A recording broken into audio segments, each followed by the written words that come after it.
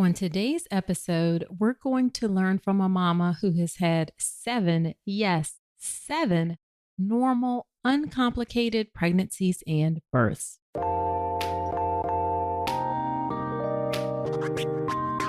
Welcome to the All About Pregnancy and Birth podcast. I'm your host, Dr. Nicole Calloway Rankins, a board-certified OBGYN physician, certified integrative health coach, and creator of the Birth Preparation Course, an online childbirth education class that will leave you feeling knowledgeable, prepared, confident, and empowered going into your birth. Quick note, this podcast is for educational purposes only, and it's not a substitute for medical advice. See the full disclaimer at ncrcoaching.com/disclaimer. Hello. Welcome to another episode of the podcast, episode number 32. Thank you so much for spending some time with me today. Today is a birth story episode, and we have a fantastic one today. I have Kristin Shockley on. And she is the mom to 7 kiddos who range in age from 8 months up to 16 years. Kristin says some days feel crazy, but most days just feel normal, whatever that normal is for her. Kristin says she's not extra patient. She doesn't also think she's extra capable. She feels like it is all by God's grace. I hear you, Kristin. Now, Kristin shares her knowledge and experience from having, as I said, 7 healthy pregnancies and births. Kristin talks about how every pregnancy and birth for her was different, including how she was in labor for 25 hours with baby number 6. She got an epidural for the first 2, had an unmedicated delivery for the next 5, and she gives some great advice on how to do unmedicated birth. In general, Kristin was very in tune with her body, with what she wanted, and what she needed to give birth. So you are going to learn a ton from our conversation. Now, before we get into the episode, let me give a quick listener shout out. This is to Marley310. She left me this lovely review in iTunes. The title is Love It. And it says, as a future mom about to start my pregnancy journey, I was thrilled to find the All About Pregnancy and Birth podcast. She covers so many important topics, all in a positive and open way. I especially appreciate the diversity of her guests, not only in life experience, but in demographics and identity. Thank you for creating this podcast and offering so many free tools and handouts. Thank you so much for that lovely review, Marley. Having a diversity of guests and their experience and demographics and identity is really important to me. So I appreciate you letting me know that that means something to you too. That will always be an important part of the podcast. Okay, without further ado, let's get into the episode with Kristin. Well, hey, Kristin, thank you so much for agreeing to be on the podcast today. I really appreciate you coming on. It's my pleasure. I'm looking forward to it. Awesome. Well, why don't we start off by having you tell us a little bit about yourself and your family. Okay, my name is Kristin, and I've been married to my husband, Brian, for 18 years now. We have 7 children. We have a 16. Wow. Yes. We have a 16-year-old, 14-year-old, 12-year-old, 10-year-old, 8-year-old. And then we have a little break, and we have a 3-year-old and almost 1-year-old. That is a very full household. Yes, it is. Well, I thought that what we could do today, normally on the show, I talk about the specifics of a single birth experience, but you've had a wealth of experience. So I thought that we could talk about a little bit of an overview and anything that you've noticed that's different between pregnancies or notable experiences, because obviously you have tons of experience that you can share. So how's that sound? That sounds wonderful. Okay, awesome. So why don't we start off with prenatal care? So for your prenatal care, did you see physicians or did you see midwives or both, or what did you do? For my first 2 children, I saw an OBGYN. Okay. I really didn't know what I wanted from birth. So that was what I went with. She was local and I did like her. After those 2 births, so I did switch to a midwife practice who also had OBGYNs there that I would see on occasion. But primarily, I saw the midwives for my next 5 births. Okay. All right. And what difference did you notice between the care that you received from physicians and midwives? And you can be honest. I know I'm an OBGYN physician myself, but be honest. What differences did you see? I really, really liked my OBGYN, and she was very good about taking time to listen to all of my issues. And I know that was what a lot of people say is special about midwives, that they take more time. And I really didn't notice a lot of difference. My main thing was that the hospital where the midwives practiced was a little more to my liking than the hospital where the OBGYN practiced. Got it. That was my biggest thing, not the care so much as where I ended up being able to deliver. Okay. Well, that's reassuring that you didn't find that much of a difference. There are OBGYNs who are capable of listening and doing that kind of thing like we're supposed to do. Yeah. And then was there anything in thinking about your prenatal care, either with the physician or the midwives, is there anything that stood out that you particularly enjoyed or didn't like about your prenatal care? I don't know. I'm a pretty independent person, and I did a lot of research and things on my own so that when I would go, I mean, I would obviously listen to what they recommended, but I already kind of had an idea about a lot of things. So really, I felt like it was a good relationship where my care providers could tell me things and I could tell them things, and we had a really good working relationship. So I don't have a lot of negative to share. Really, everything was just how I wanted it. Oh, well, that's good. But it sounds like the key, though, is that you took some time to educate yourself. Is that fair to say? Yes. And what was nice too is when I would do my own research, then I could take it back to my midwife or to my OBGYN and ask questions, but already know where I was coming from so that when they would give an answer, I already had an idea of, or I just had a basis of knowledge that I could draw from, which was very helpful. So, yes. Gotcha. So you did your own research and then took it back to your experienced providers to say, hey, here's what I found. Here's what I'm thinking. What are your thoughts? Yes. Yes. That's exactly right. And I think that's the way it should go, actually. Did you ever feel like you met any pushback? Like, why are you researching this? Or why are you asking me that? Or any of that kind of stuff? No, I don't really feel that way. There were some things that I would talk about that they would say, well, I prefer not to do it that way, or maybe think of this instead. But I never really felt like I was always respected for what I was bringing up. Okay, good. Which is key, important, Yes. must happen for sure. Yes. And what kind of places did you do research? Were there any particular books that you read or websites, or do you remember any of that? I really liked, especially for my more recent pregnancies, I enjoyed the Mama Natural website. Some of her things were a little crunchier than really what I was looking for, but I just liked that style. And I really liked her. She had done weekly videos of her own pregnancies that were fun to watch just to kind of keep up with. So I really enjoyed that. I also am a big reader. So I did do some reading. I know the Dr. Sears series, there was a pregnancy one that I read, and also a birth book that I read that I enjoyed. Talking about your pregnancies, did you have any problems during any of your pregnancies, like diabetes or high blood pressure or anything like that? No, I didn't. With two, no, I think it was just one. I did fail the 1 hour diabetes test, but it was not a problem at all when I went back for the 3 hour one. And then with the subsequent pregnancy, I think that was my sixth pregnancy. With the seventh one, everything was fine. I didn't have any trouble with my sugar. So I think that was just a fluky kind of thing. But really, I had very easy, in comparison to what some people go through, very easy pregnancies. No notable thing. I didn't have high blood pressure. I did not have, really, I never even had much swelling. I mean, it was just really, really ideal for what I hear some people go through. So you're just a textbook example of how pregnancy can go. I guess so. Now, are you normally, I guess, pretty healthy? Are you active, exercise? I am. I am very active. When I had my seventh one, which was my most recent pregnancy, I was not as active because I also had a toddler in the house. But Hmm. when I was pregnant with my sixth child, I was a runner and I ran all the way up until the day that my water broke with her. So I was very active, which I think helps. I'm also very conscious of what I eat and was drinking plenty. And so I know that helps. Absolutely. It absolutely does help for sure. And you felt like you were able to run during your pregnancy. This is one of the things that people, wonder about exercising. You felt like you were able to keep it up.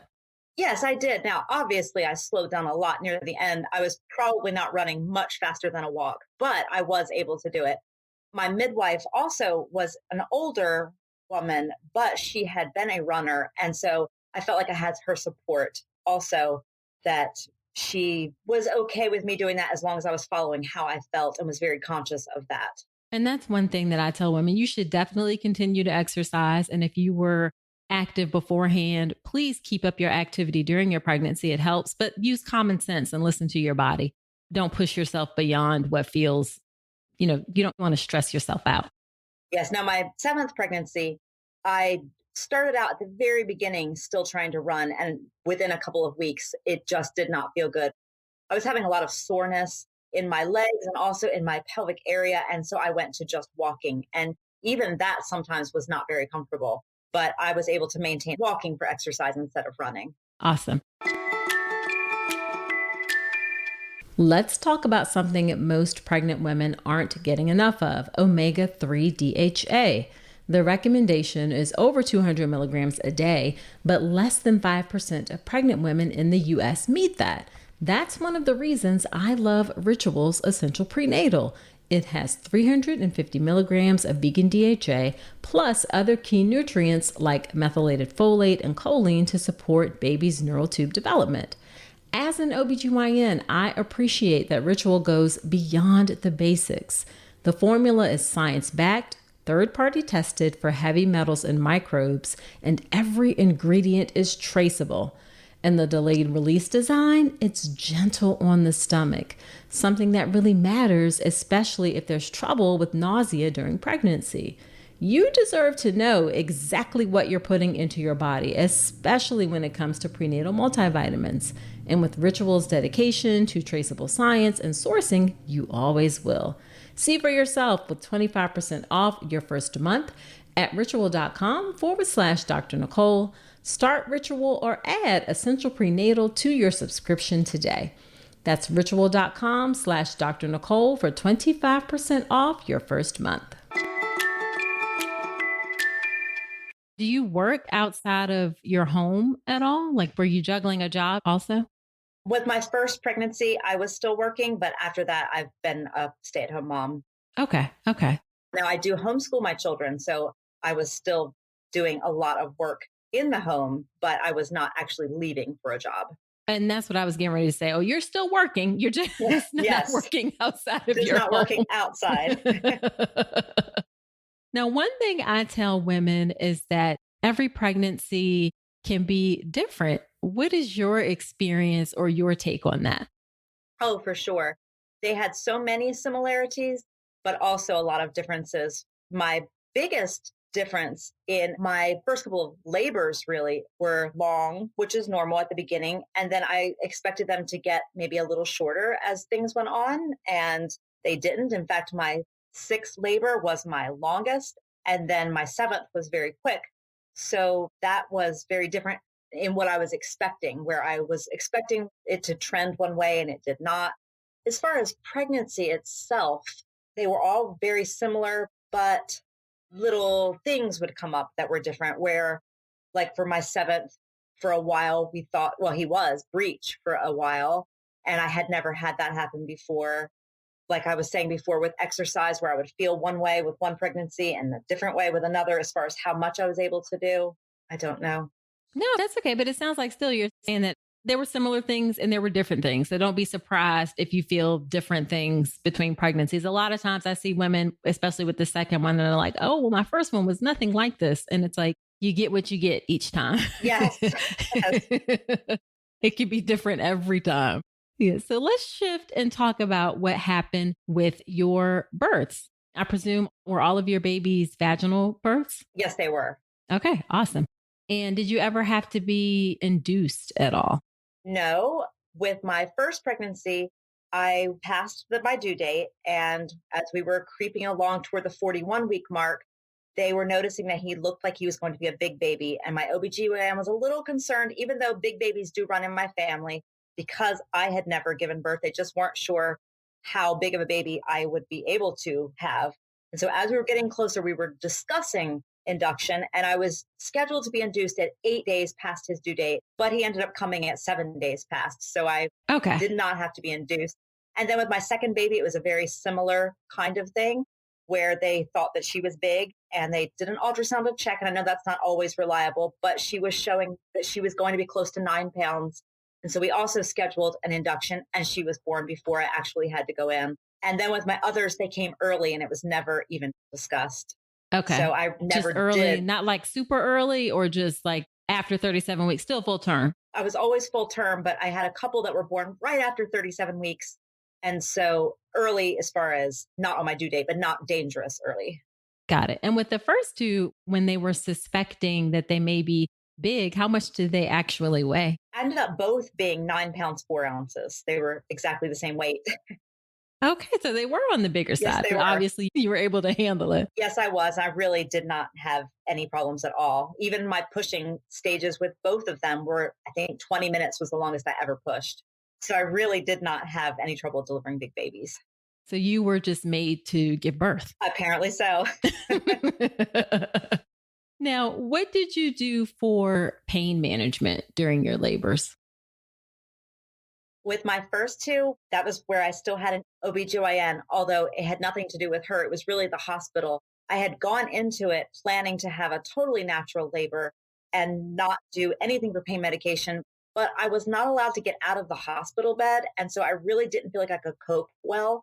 They had me hooked to monitors and they said, oh, after a while, it's okay if we get off of the monitors for a short time while you walk. But yet that never really did happen. So I ended up with an epidural on the first two.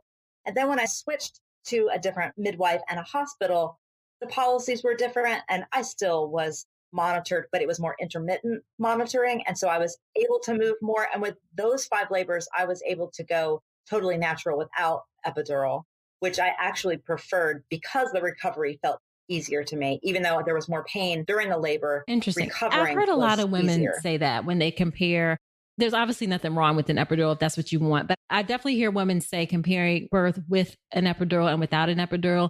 That's one of the things that they comment on that they like without the epidural is that not that long afterwards, you're getting up and you're moving around and you're feeling pretty mobile. Yeah. Yes, that's how I felt. With the epidural, there was nothing wrong that I chose that. I didn't feel guilty for choosing it. It just afterwards, I felt like I could not move as well. I felt sluggish and just like my legs didn't want to cooperate. And when I had Mm-hmm. totally natural labors, I was able to just get up when I wanted to, and I didn't feel confined. Right. What type of techniques did you use to cope with the contractions? Did you do hypnobirthing or any of those kind of things? Like, how did you cope with your I labor? really concentrated on relaxing my entire body. It wasn't any real technique, but it was just as I would feel a contraction, if I could make myself relax, include all of my muscles, even including my mouth, and just relax my body, if I could catch that at the very beginning, then the pain was lessened. If I didn't, or I tensed up, or felt scared, or was in a situation where I was tense, then the pain was worse. But if I could catch it and relax, that really was helpful to me. I mean, you just said so much in that one statement about relaxing into it is key. It sounds counterintuitive because it's pain. And most of the time for pain, it makes you tense up, and pain means something is wrong in your body. But for labor, it's different. And if you can relax into it, the moment you have like fear about it or you fight against it, it makes it so much Yes. worse. Yes. So a lot of it was really mental too. I mean, it was physical, but it was knowing in my mind that I really was okay. And that if I could relax into that, it would feel differently. That was kind of the key for me. Yeah. And do you feel like you took it contraction by contraction or what? Because you said one of your labors was 20 something 25 hours hours. long. Yes. Now, with that one, my contractions were very far apart. I was progressing, but very slowly. And so with that one, even though it was long, I was able to cope because it was so slow. I mean, definitely taking it contraction by contraction. If I would think too far ahead, it would be overwhelming, but I would just take it one at a time. Right. Yeah. And then you said movement also was Yes. important Yes. for To you. move, just keep my body moving and get into a position that was comfortable. And then during the contraction, I would have to be still. But then as soon as it was over, I could move, sway, get into whatever was comfortable. And that was helpful. Did you use anything like birthing balls or anything like that? Or Yes, I did. I had a birthing ball for most of my pregnancies, and I would use it at home. And then also when I would go to the hospital, usually they would have one if I asked for it that I could use. With at least two of my labors, they had a birthing tub. I was not allowed to actually give birth in the tub, but during the labor, I was allowed to use the water, which was also helpful for relaxing, that I could sit in the water during the labor. that was the next question I was going to ask if you'd ever used hydrotherapy or water to help. And it sounds like, yeah, you were able to utilize that a couple times. How helpful did you find that? I found it very helpful. It was good for me to be able to relax, even though I was able to remember most of the time to consciously relax my body. The water just made it so that that felt more natural. Because I was surrounded by water, it was more of a cushion to my body, and that was good. With the labor that went on for 25 hours, every time I got in the water, it slowed down my labor. I guess I was too relaxed and it was too slow. So I had to keep getting out of the water, which was no fun because it did feel good. Near the very end of the labor, I was able to get back in and it didn't affect. But I did notice with that one that sometimes the water was almost too good. It made me too relaxed. It slowed down the progress. Gotcha. Now, who was with you to support you during your labor? My husband was the only person that I really wanted with me. I'm a very, very social person, but when I was in labor, I needed to concentrate and I didn't want anyone else around. I would talk to friends during labor at the beginning, but I did not want anyone actually there with me. In fact, when I was having my seventh, of course, I have teenagers too who were a big help and they were in the house at the beginning. And I just felt like I could not concentrate enough to actually progress with my labor. And so my mom was able to come over and she took all of my kids to her house. And as soon as they were out of the house, I could feel my labor just start up more seriously. And so to me, just having people around was not good, even though I'm a social person in a normal situation. It sounds like you were really in tune with your body and what you needed and being able to communicate that. Yes, I feel that way. And my husband is also a really quiet person. So even though he was there and was also very into what I needed and would ask, he was not overwhelming to me, where when I'm with my friends and we're all chatting and talking, that would have been too much. So it was a good balance. Did you ever consider having a doula at all? I didn't. When I had my first children, it really wasn't something I'd ever heard of. And then once it became something that I had heard of and it became a more popular thing, I had done it without a doula. And so I never really felt like I needed one or that I felt like I could do it without it. So, Yeah.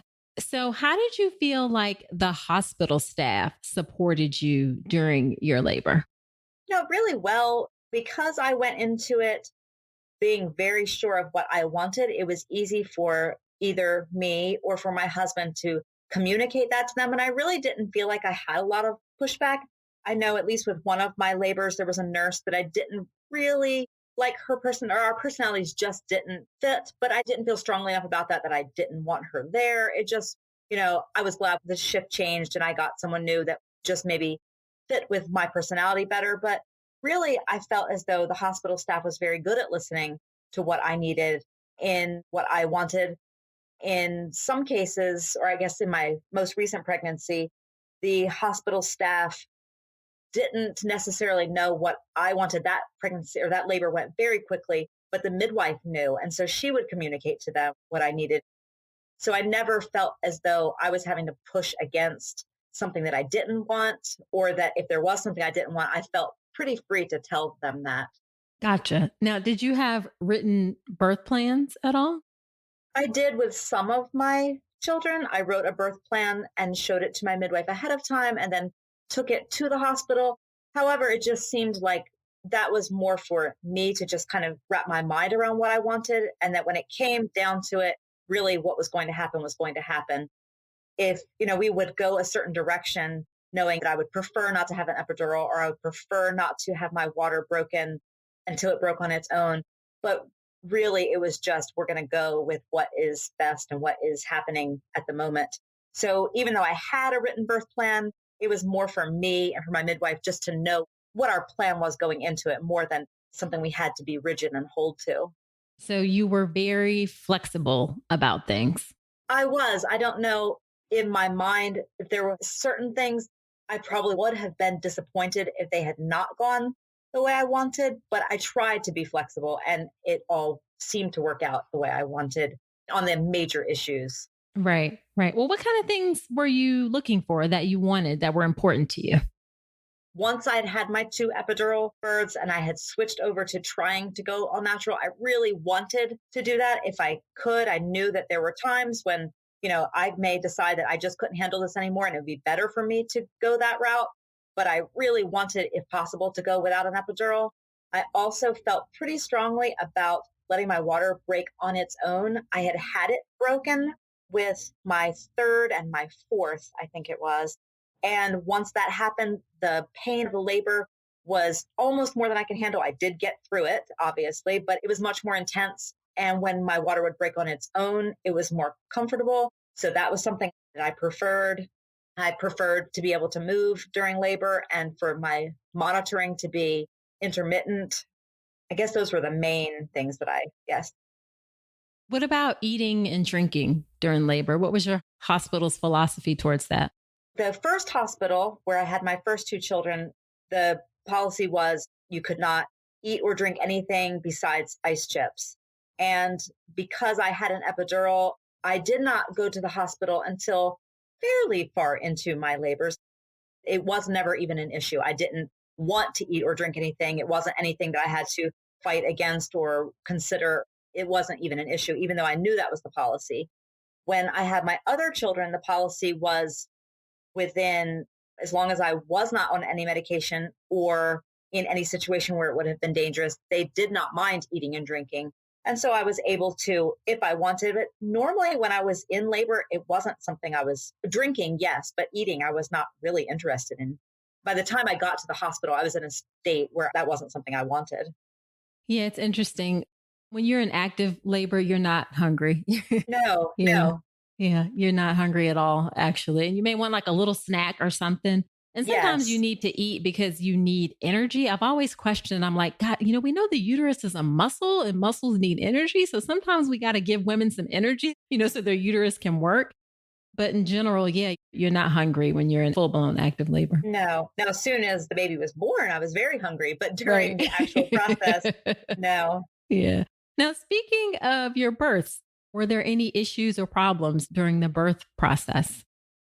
With my seventh, we were thinking that he was breech, and he was breech until about 33 weeks, which all of my other babies had turned head down much sooner. So that was a concern. When it actually came to, see, he was born at 39 weeks.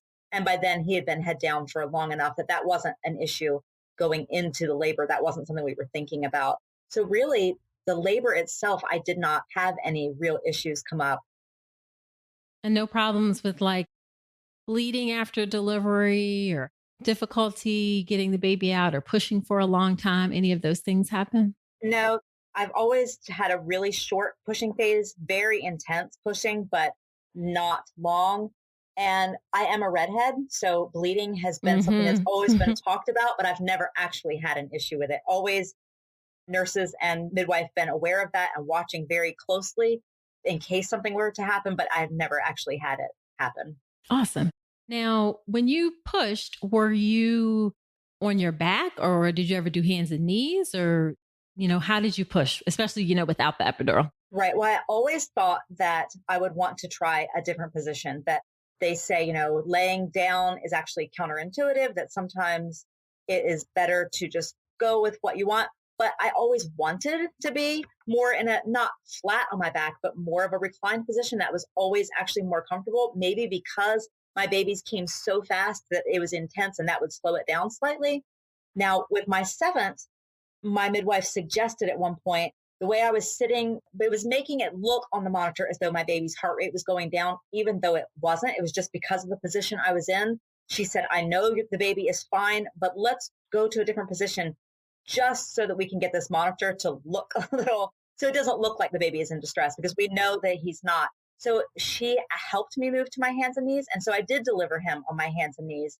And that position was also comfortable. But on my own, I always actually went for more of a reclined position. Okay. And that's one thing we should support women is when you have an epidural, you're pretty much going to be on your back because it's harder to move around. But when you don't, then being able to move around and change and get in whatever feels comfortable is going to make the pushing go fastest. So that's great that you were able to have that support. I always thought that I would want to do more anyway, and I just didn't. So it was nice when she suggested it because then I at least got to experience something different, something I thought I would want to experience, but yet never really did. So Right, I right. was glad for that. Yeah, absolutely. Now, just to wrap up, were there any of your experiences either during pregnancy or your birth? Is there anything that stood out as being bad that you wish hadn't happened or, was a bad experience for you? Oh, well, not bad. It was very stressful when my baby was breech, only because I was really sure that number 7 was going to be it. And I didn't want to end with a C section. Not that there was anything wrong with a C section. My mom had C sections and good experiences, and I've had friends that have, but yet I didn't want to end on that. So it felt stressful to me. And I finally had to just tell myself that whatever happened, happened, and it was going to be okay. And once I got into that mindset, I felt like, okay, if I have a C section or if I have to be induced for a different reason, all of that is going to be okay. So I think really it was just the stress that I put myself under. That was what was bad more than the actual situation. It was just having to wrap my mind around that. And as it turned out, it was not long after I relaxed into that he turned on his own. And Isn't so, that amazing how that yes, happens? yes, Although you would have been a perfect candidate if he was in the right place for a vaginal breech delivery. Haven't had so many vaginal deliveries yeah, before. probably so. Yeah. I wonder, did your doc or midwife even bring that up as an option? No, they didn't really bring that up, although we did say that if he hadn't turned by a certain point, that they would try to manually turn him. And they said that I was a good candidate for that. But we never got to the point where we really had to discuss it seriously. It was brought up at multiple appointments, but we didn't have to make a decision of whether we were going to do that because he switched on his own. Gotcha. Gotcha. Now, were there any experiences that stood out as being particularly good that are memorable for, during your pregnancies or births? My last birth really does stand out as a good one because I had all of these ideas in my mind of how I wanted things to go when I was having my 6th. And it did go mostly the way I wanted, except for the fact that it was 25 hours long. And when we got to the end of it, I thought, well, that was a really good birth, but I wish it had been a little shorter because that was such a long birth. So then when we had our 7th, I thought, well, that birth with my 6th had gone so well. Surely I'm not going to be able to have that experience again because really everything went as perfectly as I could want it, except for the length. And so I thought, well, I can't really hope for it. I'll just take, what I'm going to get. And of course, he was breached. So for a while we thought, would we end up having the birth that we had planned or would we have to look into different alternatives? So he turned. And then when I actually went into labor, again, everything went so well, but yet his birth was only 5 hours long. So I had all of the things that I wanted where my water broke on its own and I was able to walk around and keep active. And I didn't go to the hospital until much later, which I had wanted to do. And all of the things that I had kind of hoped would happen happened. Plus, I got the short labor that I wanted. So that experience does stand out as a very happy. By the time I got to the hospital, in fact, when I got to the hospital with him, I was very calm and they said, well, actually right now our labor rooms, a lot of them are full, but if we check you and you are, 5 or 6, we'll be able to move you along more quickly. And when they checked me, I was already at 8 centimeters and everyone was shocked and everything went quickly and we got a room and I walked into my room and he was actually born a half an hour later. So I have all these, it was just really happy. It wasn't scary. It was quick, but it was happy and just really good memories associated with that. So Oh, I do that's have, really nice. yeah. So Yeah. that birth was just a nice ending to all of my births. Awesome. Awesome. I'm getting back to this 25 hours on number 6. How did you mentally keep yourself going? Because you had 5 before and none of them were that long. I mean, were you getting frustrated or? Looking back, I don't really know how I did it because I feel like I'm kind of an impatient person. I'm energetic and to have to just sit and be quiet and calm through all of that. But really, I lost track of the time. I mean, some of it obviously was 25 hours. I went through a full day. And so a lot of it was nighttime and it was quiet. And I lost track of time. It did not feel like 25 hours to me. My husband, he has worse memories of it than I do. He said that felt like the longest day of his life. The time, I just kind of went out the window. I didn't think about the time. And it was a slow labor. There was lots of time between the contractions, even though I was progressing. There was time between so that I didn't feel like the labor wasn't just on top of me all of the time. It was very slow and moving forward. So I didn't get overwhelmed by it. Well, that's good. That's good to know. I was just thinking about that. It's like, oh my God, 25 hours. Now, were you at home? I'm like, how much were you at home and how much were you in the hospital for part of that? Well, my water broke near the very beginning. So they did not want me to stay at home for a long time. I was being negative, but they just were concerned that with my water breaking, if I was home for too long, they just wanted me to be there. So I did go in early. I didn't really want to. I would have preferred to stay home longer, but my midwife asked that I come in. And so I was okay with that and I did it. So I was in the hospital for, say probably 18 or 19 hours. I was in the Oh, hospital. wow. Okay. The way it went, I'd never felt that I was overwhelmed by it. And the time went by and I just didn't watch the clock. And so even though it was 25 hours, really it did not feel that long to me. I do like how you're saying you tried to stay at home as long as possible. That's something that I tell women for sure. If you don't want interventions, then stay home as long as you can, because when you come to the hospital, we don't know what to do except intervene. So stay at home as long as you can. With my last one, because the six had been 25 hours, I was determined I was not going to go to the hospital right away since my water hadn't broken. I didn't have any reason that I needed to. And so my husband actually went to work at the beginning because I said, I'm going to be fine. You go, I'll call you when I need you. And so midway through the day, he came home and he got home and was saying, I think it's probably time for us to go to the hospital. I'm saying, no, I'm good at home. And looking back, I really probably was ready to go. He wanted to hurry me along because he knew I needed to. And I was just thinking of that 25-hour labor. So when Right. I got to the hospital, it was already 8 centimeters and close to giving birth. Probably a lot of that was because I had waited at home so long. I'm glad I did. I was fine. But it is funny looking back that probably he knew a little more than I did about how I was acting, that it was time to Yeah. go. Right. Right. Now, looking back on your 7 pregnancies and births, is there anything that you wish you would have known beforehand, or, any advice that you'd like to share? Well, definitely not to stress out about the little things or even about the big things. There's not much that you can do about things that are happening in your pregnancy, whether it's something like you can take care of yourself health wise, but some things that come up just really are out of your control.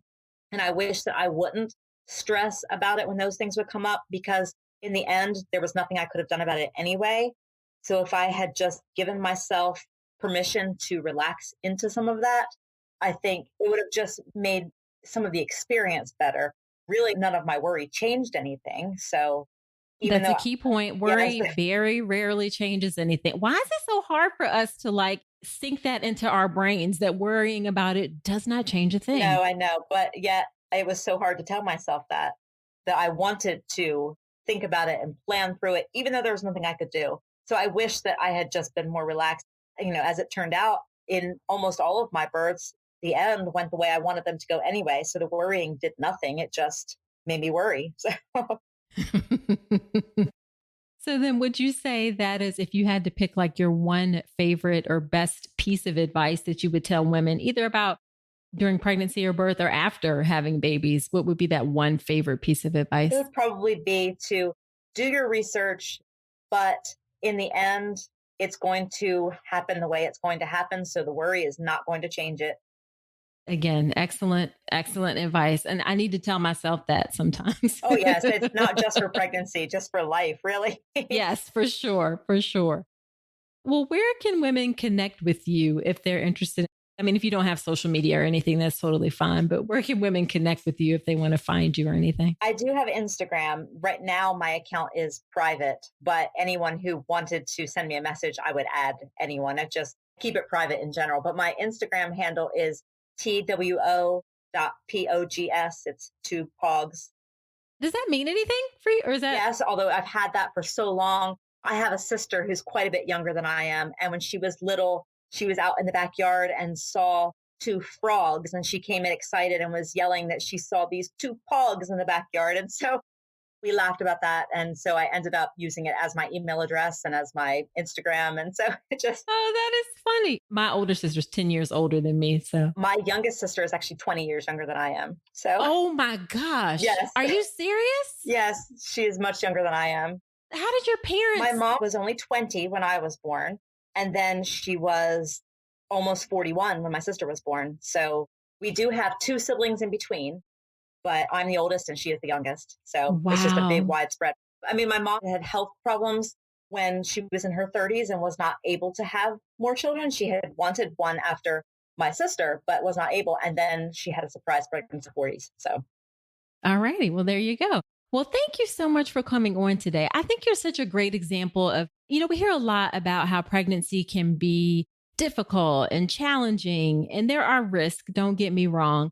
But pregnancy can also be pretty straightforward without problems. It's a normal, natural process, and that's how we should approach it. So I'm really glad you were able to come on and share your experience. yes, well, thank you for having me.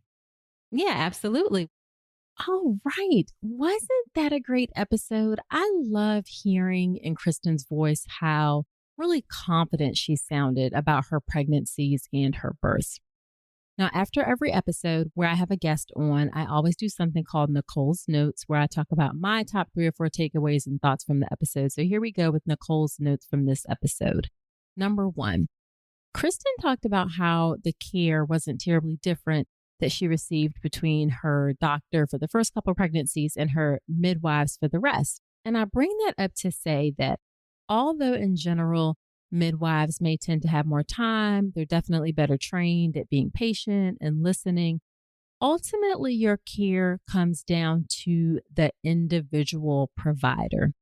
You can have good experiences and bad experiences with both doctors and midwives. So instead of focusing on saying, I want a doctor or I want a midwife for your care, I want you to focus on looking for those characteristics that are important to you. So looking for someone who respects you, looking for someone who listens to you, someone who makes you feel like you're heard, someone who answers your questions. So I see sometimes women get really caught up on thinking that one type of provider is better than the other, and that's not it. It's the type of care that's provided. And you can find that with both types of providers. So just look for those specific things that I talked about. Number 2, Kristin educated herself. I have said this time and time again, how important education is in order to help you have the birth that you want. Obviously, listening to this podcast is part of that. So thank you for tuning in. And I hope you do feel educated as a result of listening to this podcast. And Kristin did a lot of her own research, but she brought those questions to her providers when she had questions. Now, I say that to say that there's a ton of information available out there because of the internet. Information is plentiful, but interpreting that information with context, that takes skill, that takes experience, and that takes training. So that's where your midwife or your physician comes into play, being able to interpret the information that you have. So do your own research and then bring the questions you have and keep an open mind to learning from the experience, the skills, the knowledge, the expertise that your midwife or physician will bring to the table. And then number 3, Kristin had 7 healthy pregnancies and births. And a big part of that was probably how healthy she was to begin with and how healthy she remained between pregnancies. A lot of your pregnancy has to do with how healthy you are going into it. Obviously, you can make changes. Pregnancy is a great time to try to incorporate new healthy habits into your life. But the healthier you can start going into your pregnancy, the better chances that you're going to have of having a smooth pregnancy without problems. Obviously, it's not a guarantee, but it certainly increases your chances. So do your best to optimize your health before your pregnancy and maintain your health as much as you can in between pregnancies. All right, so that is it for this episode. Come join me in the Facebook group All About Pregnancy and Birth Community, where we have great discussions there. We talk about more than just a podcast, and it's open to all. It's open to pregnant women, doulas, childbirth educators, lactation consultants, anybody who's interested in pregnancy and birth. Come on and join us inside the group. The link to the group is in the show notes, or you can search for it, All About Pregnancy and Birth, on Facebook, and it will pop up for you. Also, be sure to subscribe to the podcast in iTunes or wherever you listen to podcasts. And I would love it if you leave an honest review in iTunes. I love giving shout outs to folks on episodes, and it also helps other women find the show. Now, next week on the podcast, I have an infant sleep consultant. She's actually based in Canada, and she gives some great advice about how to help your baby get into a great sleep routine quickly. So come on back and listen to that episode next week. And until then, I wish you a healthy and happy pregnancy and birth. Today's episode is brought to you by Women's Wellness Coaching by Dr. Nicole Calloway Rankins. Head to ncrcoaching.com to check out my free 1-hour mini course on how to make your birth plan, as well as my comprehensive online childbirth education class, the Birth Preparation Course. With over 8 hours of content and a private course community, the Birth Preparation Course will leave you knowledgeable, prepared, confident, and empowered going into your birth. Head to ncrcoaching.com to learn more.